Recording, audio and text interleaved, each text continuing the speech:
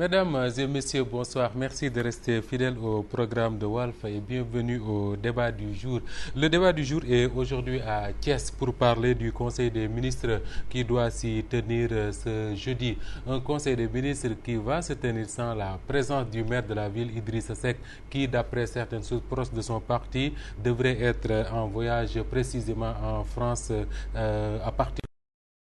Pour beaucoup, Macky Sall se déplace à Thiès pour faire sa campagne en perspective des élections locales prévues le 29 juin prochain. Pourquoi Idrissa Seck a choisi de quitter Thiès, de quitter le Sénégal au moment où la République se déplace à Thiès? C'est autour de ces questions que nous allons échanger pendant une demi-heure avec mes invités. Il y a d'abord Babacar Mar. Babacar Mar fait partie des cadres de Rewmi, le parti du président Idrissa Seck. Il est également responsable politique à Diakhao-Sine. Babacar, bonsoir et merci d'avoir répondu à notre invitation. Bonsoir Moustapha. Je remercie Walfadjri de m'avoir encore une fois donné l'occasion de prononcer dans vos locaux et je remercie les Sénégalais et les Sénégalaises qui nous regardent en ce moment et en même temps je remercie mon co-débatteur M. Fall et je m'incline devant, n'est-ce pas, mes frères, mes sœurs, mes oncles, mes pères de Diakhao-Sine qui nous écoutent actuellement. Votre co-débatteur est Adama Fall. Adama Fall est responsable politique, membre de l'Alliance pour la République, le parti du président Macky Sall. Adama Fall, bonsoir. Bonsoir Moustapha, bonsoir Babacar, bonsoir Walfadjri. Et je suis membre de l'APR, responsable politique à la Médina. À la Médina. À la Médina. Membre de la coalition Benno Bokk Yakaar. Je vous remercie par rapport à l'invitation.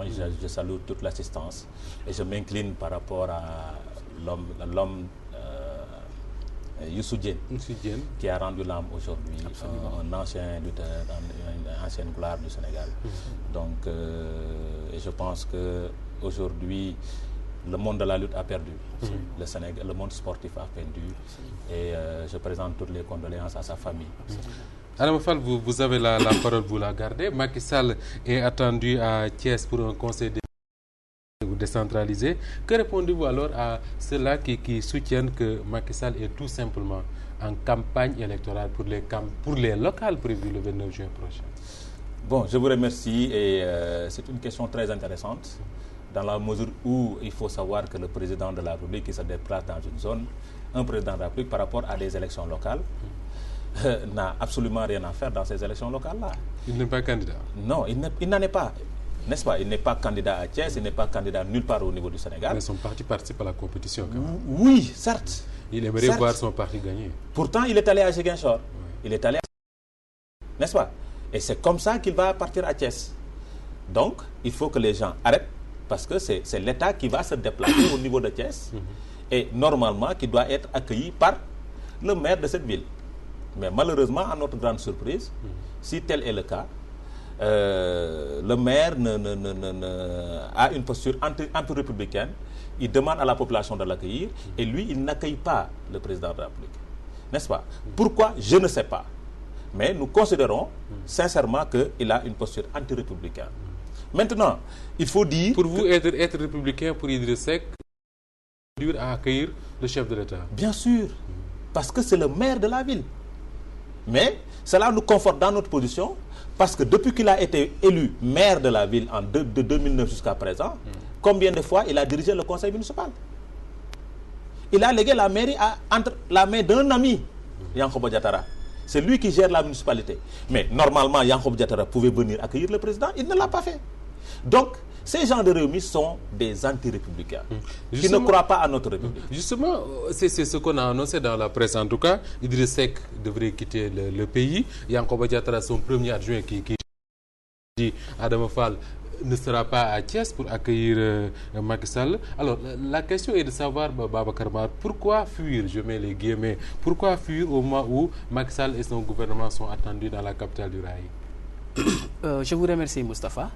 Mais permettez-moi tout d'abord de revenir sur ce qui a été dit à Wolof tout à l'heure, parce qu'il a parlé tantôt d'emprisonnement d'Idrissa, qu'Idrissa a commis des malversations, etc. Il a aussi dit qu'Idrissa est en train de saboter Macky parlant de ventrue et de choses comme ça. Moi, j'ai tout simplement envie de dire que, mon cher ami, les Sénégalais ne sont pas amnésiques. Vous savez, en politique, il y a comportement propagandiste. Le comportement propagandiste, ça veut dire quoi? Ça veut dire que celui qui, quand il prêche dans une chapelle, tu fais tout pour détruire et ruiner l'autre chapelle, quel que soit le comportement. Cette mauvaise politique-là doit être bannie. Et j'ai dit tout simplement que tout le monde sait que donc l'ordonnateur principal des dépenses dans un chantier ou dans quoi que ce soit, c'est le ministre des Finances. Et à l'époque, lorsque le commissaire Ndoye, Abdoulaye Diop, à l'époque, il n'a commis aucune faute, je le salue de passage. À l'époque, lorsque le commissaire Ndoye disait à Maître Wade que celui-là, il n'a rien fait, alors parce que vous ne savez pas que Idrissa a été emprisonné sous un autre qui était donc attentat à la sûreté de l'État. Ce n'était pas les chantiers de Thiès. Mais les chantiers de Thiès étaient orchestrés, organisés depuis donc les coups d'État rampants par Mahmoud Saleh. On sait donc qui avait envoyé Mahmoud Saleh, c'était Macky Sall. Donc maintenant, tout le monde a compris, les Sénégalais ont compris. Moi, je crois que ce débat-là est dépassé. Aujourd'hui, nous pouvons tout simplement dire et reconnaître que Idrissa est le seul homme politique à avoir été blanchi par la loi. Il a obtenu un non-lieu total et on ne va plus en revenir. L'autre aspect, c'est quoi? C'est que lorsque Idrissa dit à Macky Sall que tu es ventru, tu as des joues, vous êtes ventru, vous avez des joues, etc. Excusez-moi, monsieur le président, respectez mon président, vous êtes ventru, etc. Mais c'est une métaphore. Vous connaissez les figures de style. Vous vous rappelez, vous avez fait les classes de la première seconde. Oui. Lorsque je dis à quelqu'un donc tu es ventru, c'est à l'image de son peuple qui maigrit.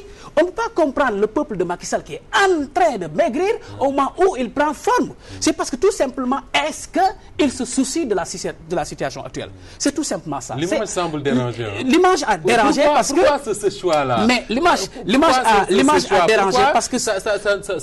Parce que je vais vous dire quelque chose. Je vais vous dire quelque chose et rapidement répondre à sa question tout à l'heure, c'est que Idrissa ne fait que dire absolument et de manière simple et simpliste ce que les Sénégalais pensent dans leur petit salon. Actuellement, la vie au Sénégal est devenue infernale, invivable. Je vous donne un exemple. J'ai un ami qui est à Sandaga. J'ai un ami qui est commerçant à Sandaga. À chaque fois, il s'appelle Lamine Fall. À chaque fois, on discute. Je lui parle, on se parle, etc. J'ai un autre ami, mais l'autre ami là, lui, Lamine ne dit rien. Mais l'autre ami là, qu'est-ce qu'il me dit? Mais boy, écoutez, à chaque fois, je lui dis, boy, donnez-moi des sommes d'argent, ceci, par-ci, parce qu'on a ces relations-là, c'est mes partenaires. Mais il me dit, mais le pays est invivable. On ne voit même plus nos clients. Et c'est ça, c'est la triste réalité. Donc, je reviens à sa question, Idrissa. S'il vous plaît, avant d'avancer, vous croyez que c'est correct de la part d'un leader politique de dire de cette manière-là que, par exemple, le peuple maigrit, le président grossit? Est-ce que vous pensez que c'est correct de parler comme ça? Je vais vous donner un exemple. Aux États-Unis, je vais vous donner un exemple très simple et pertinent. Aux États-Unis, quand les leaders font campagne, mais il y a cette façon imagée. Mais nous ne sommes pas en campagne électorale. Non, je ne parle pas de campagne électorale. Non, je ne parle pas de campagne électorale. Le président de la République n'est pas en campagne électorale. Il ne fait pas partie de cette campagne. Merci. Je vous dis quelque chose. Le président de la République est au service des besoins. Un leader est au service des besoins de son peuple.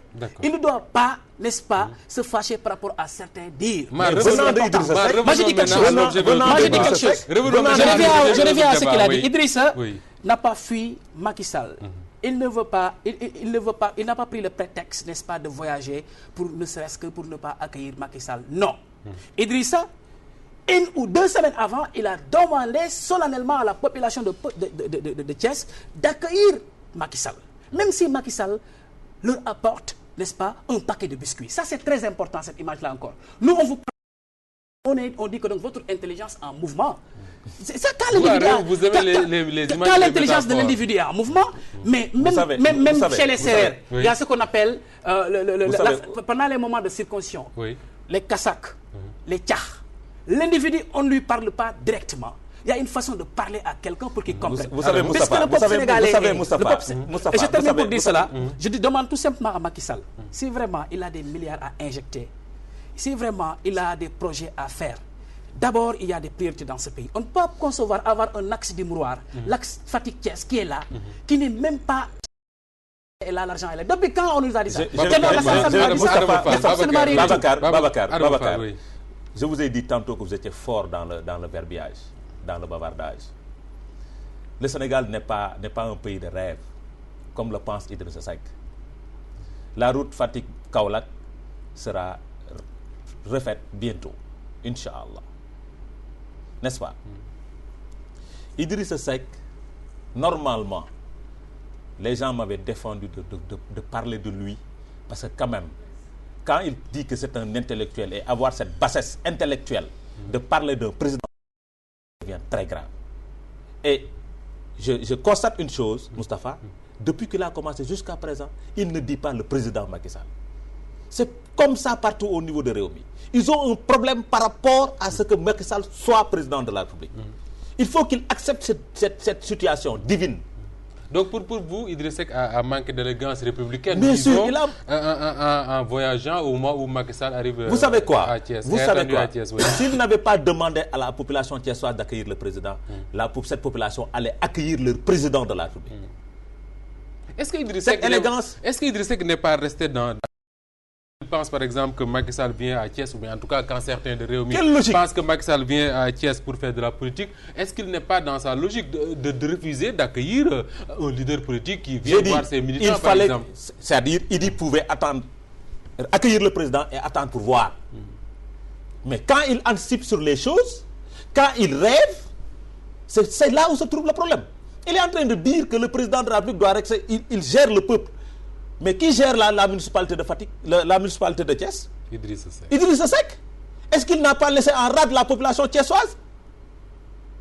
Pendant 2 ans, il a su laisser en rade la population thiessoise. Qu'est-ce qu'il a fait à Thiès pendant ces 2 magistères au niveau de la mairie de Thiès? Absolument rien. Toutes ces réalisations-là, c'est pendant qu'il était avec les chantiers de Thiès. Mais depuis lors, la municipalité n'a rien fait au niveau de Thiès. Sinon, détourner les terres des Thiessois avec Yankoba Diattara. Donc c'est ça les réalisations de Idriss Seck par rapport à la commune de Thiès. Maintenant, les Thiessois sont éveillés. Ils vont accueillir le président de la République parce qu'ils savent que ce président est venu pour régler leurs problèmes, est venu pour terminer ces chantiers-là, est venu pour faire beaucoup de choses, est venu pour par rapport à l'habitation, qui est resté pendant 10 ans sans pour autant être signé. Ce président est venu pour terminer, pour inaugurer des structures. Ce président est venu pour inaugurer l'axe Thiès-Touba, l'autoroute l'axe Thiès-Touba.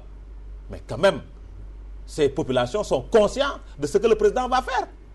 Est-ce que par cette attitude, Babacar Mar, Idriss Seck n'est pas en train de donner raison à quelqu'un comme Aliou Sow, disons, qui pense que, il l'a dit d'ailleurs dans l'édition d'hier du journal Le Populaire, que Idriss Seck a du mal à accepter que Macky Sall, qui fut son plein, soit aujourd'hui président. Est-ce qu'il n'y a pas un peu de jalousie dans pour tout précision, Macky Sall n'a jamais été le poulain d'Idriss Seck. Il a été son patron au PDS. Oui, son patron, non, pas le poulain. Vous utilisez un terme. Oui. Macky Sall n'a jamais été le poulain d'Idriss Seck. Est-ce qu'il n'y a pas un peu de jalousie dans cette affaire? Moi, je vais vous dire quelque chose. Vous avez parlé du professeur Aliou Sow. Je le respecte beaucoup. Mais je crois que lui, il verse dans la politique. Et je ne verse pas dans ces débats-là. Tout citoyen a le droit de dire ce qu'il pense sur n'importe quel type de leader. Ça, c'est simple. Je le lui concède. Mais je ne suis pas dans ce débat-là. Il n'a fait que dire ce qu'il pense. Je vais vous rappeler quelque chose. Tout de suite, tantôt, vous avez dit que donc, que oui, Idrissa va voyager, Yankoba Diattara va voyager, qui va accueillir Macky Sall. Moi, je vous dis quelque chose. Je vous ai dit tout à l'heure, Idrissa, d'abord, il a demandé à ses administrés d'accueillir Macky Sall. Il l'a dit solennellement 2 semaines avant. Mais je vous dis quelque chose. Vous connaissez les 9 domaines de compétences d'un maire. Oui.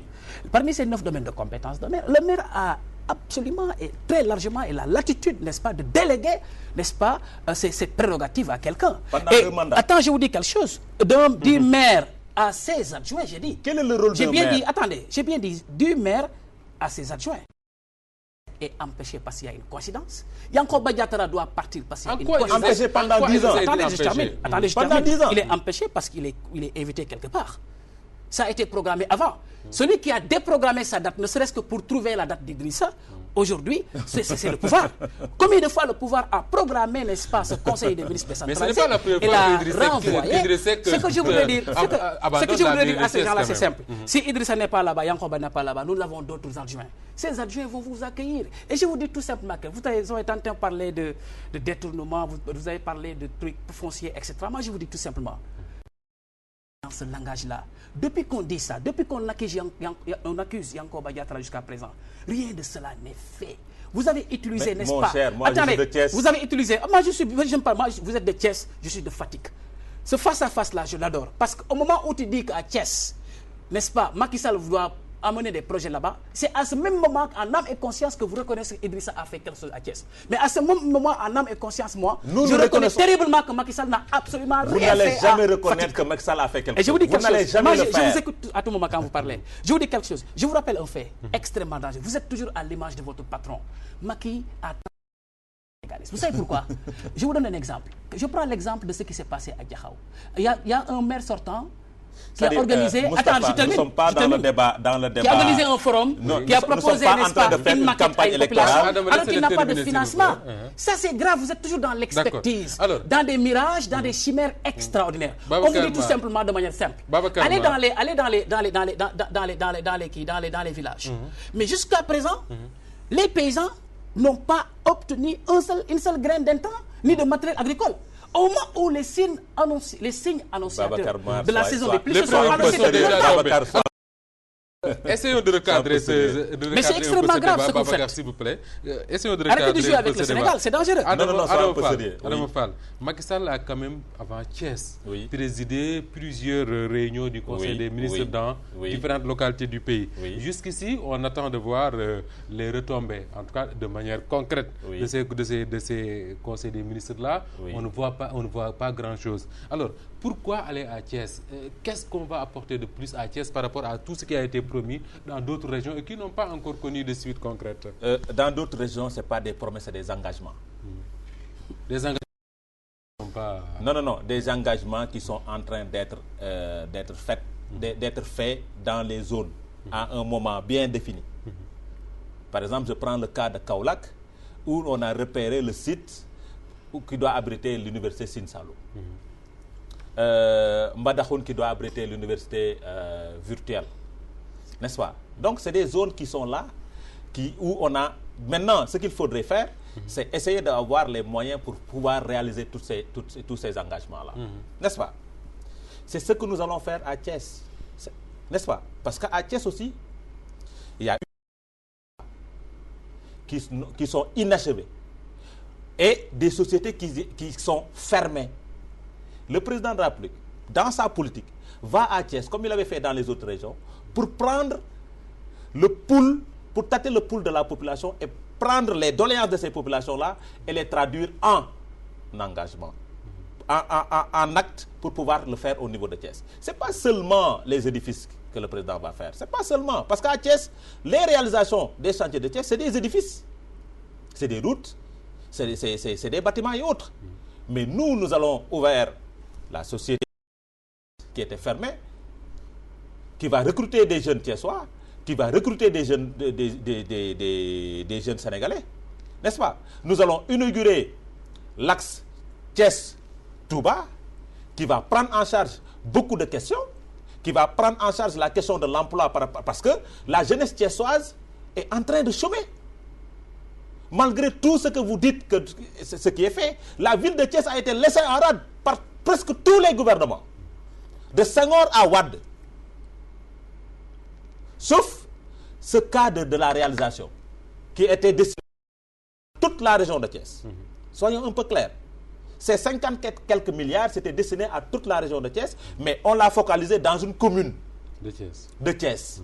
Maintenant, le président de la République qui va à Thiès va prendre en charge la région de Thiès, pas la commune, la région de Thiès, parce que il y a la zone balnéaire avec Sali et autres. On va mettre des maisons touristiques. Des promesses pour Tuaon. Il y a des choses, il y a des engagements qu'on va faire pour Tuaon, parce que l'autoroute va aller vers Tuaon aussi, n'est-ce pas? Il y a des universités islamiques qu'on va mettre en place au niveau de Saint-Louis. Des choses que nous allons faire. Ça ne sera pas des promesses. Ça se fera d'ici l'an 2016. Ah oui. Bien sûr. C'est des engagements. C'est dans 2 ans pratiquement. Mais bien sûr. Bien sûr. Okay. Nous ne sommes pas dans le verbiage. Ce qu'il faut accepter et dire que ce monsieur, c'est Idrissa Seck, a atteint l'extinction de son soleil. Il est en train de le vivre.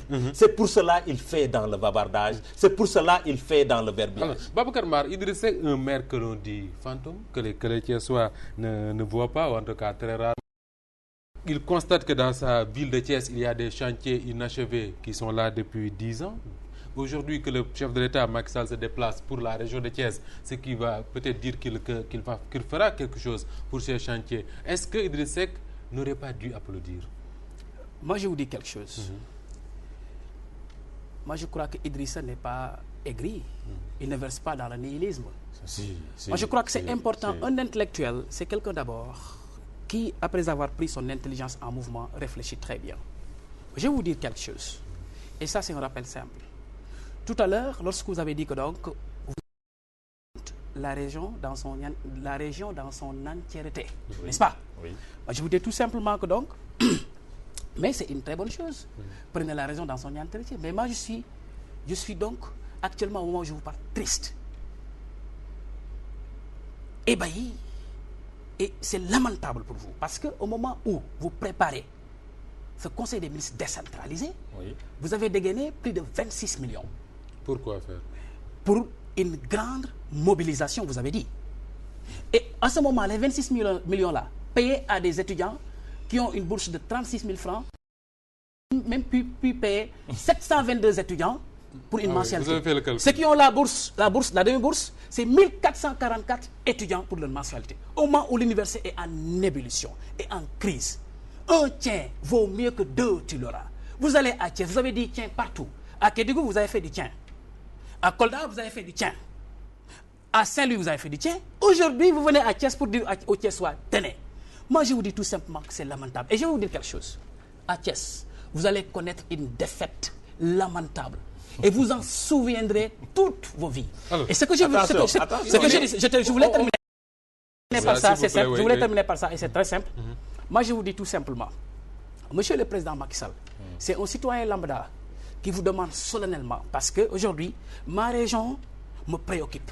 Je demande au Président Macky Sall, l'axe du Mouroir, c'est sa région aussi, il sait ce qui d'aller faire ce taxe-là au lieu de verser dans des chimères et dans des mirages inutiles. Il est également reproché à Macky Sall d'avoir lui-même contribué à bloquer ces chantiers-là de Thiès en 2004. Oui. Aujourd'hui, qu'il promet de revenir sur tout cela. Absolument. Est-ce que c'est crédible? Qui a Macky Sall? Non. Soyons un peu sérieux. Oui. Ces gens-là sont dans le bardage et dans le verbiage. Ils pensent que les Sénégalais sont amnésiques. Le président Macky Sall était Premier ministre, certes, au moment de ces chantiers de Thiès, quand on arrêtait ces chantiers de Thiès. Mais pourquoi on avait arrêté ces chantiers? Parce qu'il y avait des problèmes. On avait soupçonné des malversations financières. Comment peut-on continuer des chantiers où on avait soupçonné, où l'État du Sénégal avait soupçonné des malversations financières? Soyons un peu sérieux. Maintenant, puisqu'on a évacué cette question, le président peut aller continuer ces chantiers dans le cadre de la continuité de l'État. Babacar, en 10 secondes. En 10 secondes, ce que je demande à Macky, au moins lui, il a fait un étudiant une bourse, Macky a fait un étudiant un gendarme. Il faut les matraquer. Qu'il n'a qu'à arrêter ça. Vous avez parlé tout de suite d'université virtuelle. Je vous dis quelque chose. L'université virtuelle aujourd'hui est devenue lamentable. La commande sociale, vous avez échoué lamentablement dans la commande sociale. C'est ce qu'on vous dit. Idrissa ne fait que dire ce que la population pense. Merci. Ça a été un plaisir de vous recevoir tous les deux sur ce plateau du débat du jour. Merci beaucoup. Mesdames et messieurs, merci d'avoir suivi. À demain, Inch'Allah, pour notre débat.